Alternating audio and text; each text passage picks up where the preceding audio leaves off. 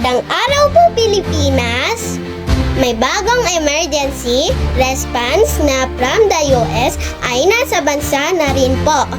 Ito ay isang high-tech software na mapabilis ang pagdating ng tulong sa emergency situation. Nasubukan na po iyan for the first time. Pagdating sa emergency situation, katulad ng mga aksidente, sunog o medical. Tumawag lang po sa numerong 911 at agad mapabilis ang response operation 24/7.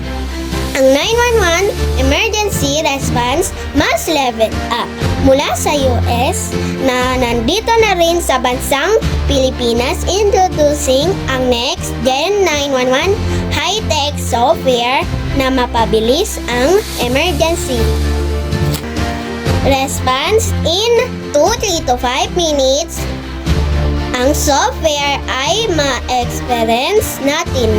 Tayo mismo ang mag-response sa mga tawag dito sa Next Gen 911 at sasagutin natin ang tawag sa screen at makikita natin ang detalye ng tumawag, pati ang lokasyon kung saan po ang caller.